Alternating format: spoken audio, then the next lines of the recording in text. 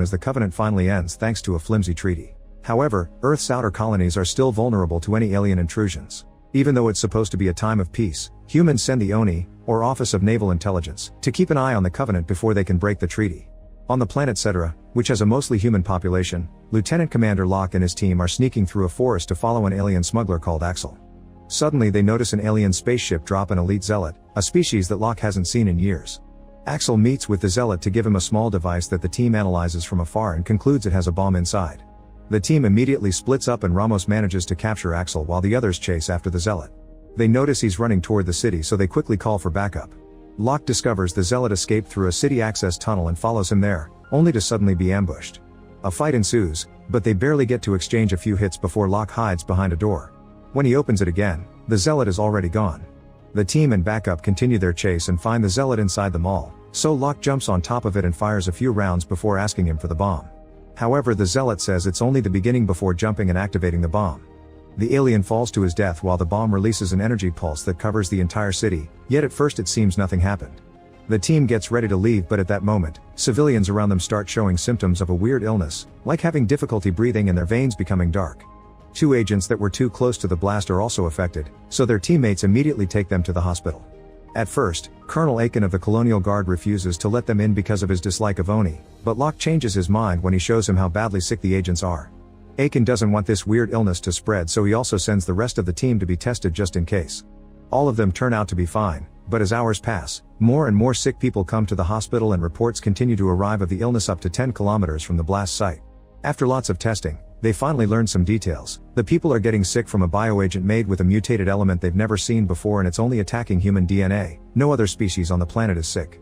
It seems the Covenant has found a way to attack humans indirectly, that way they can't be accused of breaking the treaty. This colony is probably a test run, and if it works, they'll go for Earth later. Afterward, the team searches the area and finds the vehicle they used to smuggle the bioagent, but not the pilots. Locke asks Aiken to work together to track down the enemy, so Aiken tells his soldier Macer to take the team to the base. Moments later, Axel is captured and Aiken begins beating him up for information, but Locke cuts in and uses diplomacy instead because he speaks the alien's language. Axel explains he hadn't known what the bomb was, he was just a middleman who got paid to carry things. All he knows is that the bioagent comes from a place everyone avoids and even calls it hell, so the zealots pay others to get it for them.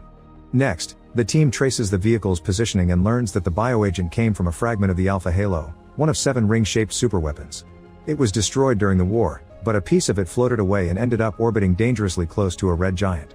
There's no record of the bioagent having been in the ring before, but Macer points out that it may have been formed by the supernova-level temperatures of the ring's explosion. A scan reveals that the bioagent isn't found anywhere else in the universe, so they consider blowing the fragment up. However, at that moment they detect another spaceship approaching the ring. Locke calls his superior and gets permission to fly to the ring and capture the smugglers to obtain proof of the Covenant breaking their peace treaty and blow up the bioagent deposit. This will be extra challenging because the red giant's extreme heat is unbearable for humans, so they have to complete the mission during the 16 hours of night the fragment gets when facing away from the star. To have a good chance at succeeding, they'll need the help of the Colonial Guard. Locke rushes to talk to Aiken, only to find him mourning his daughter who just died from the bioagent infection. Eager for revenge, Aiken accepts to help and brings his daughter's bracelet to remember her by. Moments later, the team leaves on a ship called Condor. During the journey, Ramos watches a video on his brace sent by his kids wishing him good luck. The sight of a nuke in the middle of the ship causes an argument over how the ONI and the Colonial Guard do things, but Aiken shuts them up and asks them to work as one unit instead of seeing each other as separate teams. Afterward, Locke reveals to Mace that Aiken used to be a Spartan, a super soldier from a special project by the United Nations Space Command. Eventually they finally arrive at the ring fragment and the ONI soldiers jump out of the Condor thanks to their combat suits, but the Colonial Guard soldiers must rappel down. Macer and the pilot take the ship away while the team starts searching the area, finding it creepy and isolated. Soon they find the smuggler ship, which is empty yet the engine is still warm. It also has its parachute out, which is weird because it seems to be functional. Near the ship, they find a compartment used to store horses that got damaged when it landed and hoof prints leading away from the site. Since spaceships can't land here, the smugglers must use horses to reach the deposits faster. The team follows the prints into a cave and finds 2 smugglers called Eris and Heisel mining the bioagent. The horses make noise when they see the team, causing the smugglers to also see them and run out of the cave. However, the team quickly catches up to them and arrests them. Bringing the horses with the containers too, the team moves to meet with the Condor. However, when the ship comes closer to the ground, it's attacked by a species of alien worms known as Thanoligallo.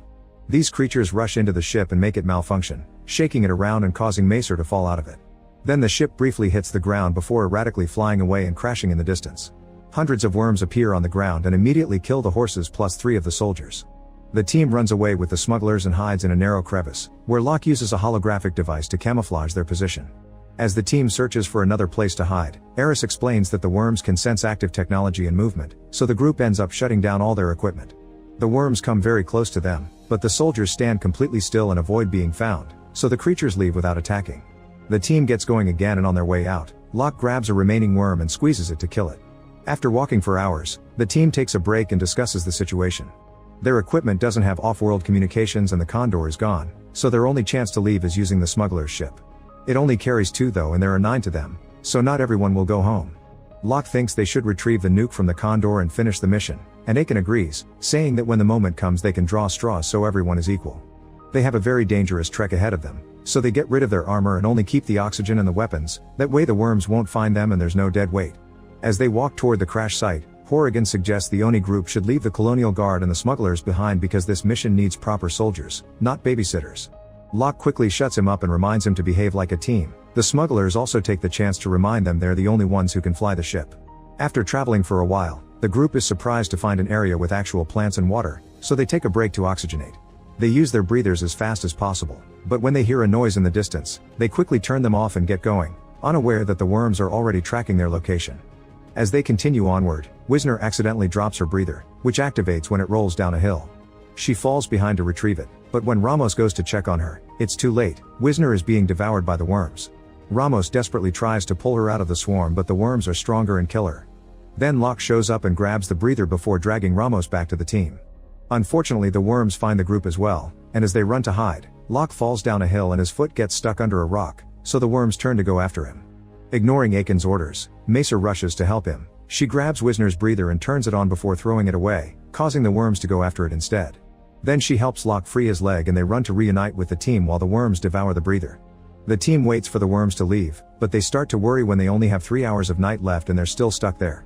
Suddenly they see a person approaching and think it's Wisner, but it's actually the worms taking her shape to try to bait them out.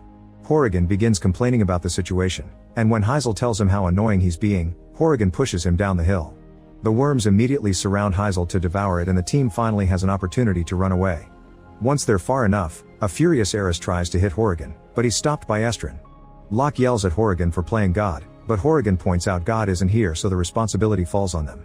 As they move out, Aiken reminds Locke that sooner or later he'll have to make a choice.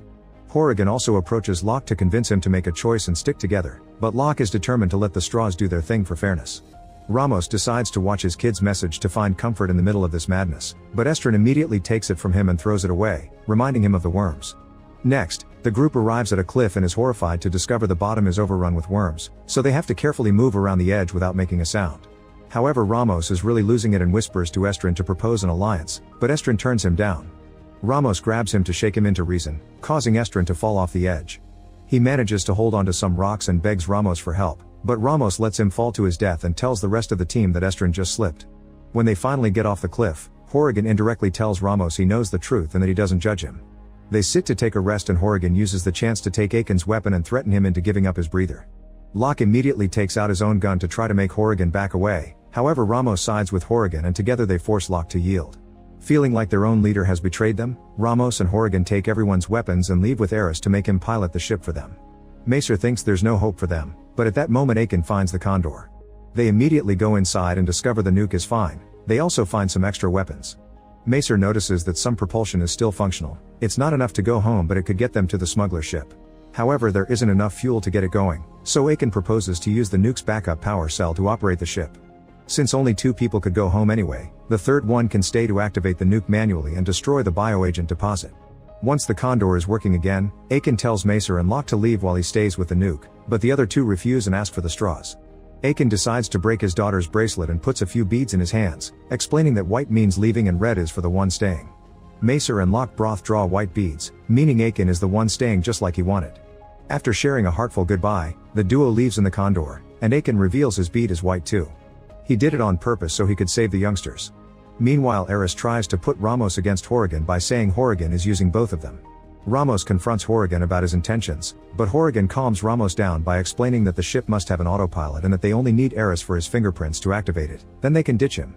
After lots of running, They're finally getting closer to the ship, but Ramos starts to suffocate. He and Horrigan decide to stop to use their last breather, and while they're distracted, Eris manages to cut his bindings and runs away.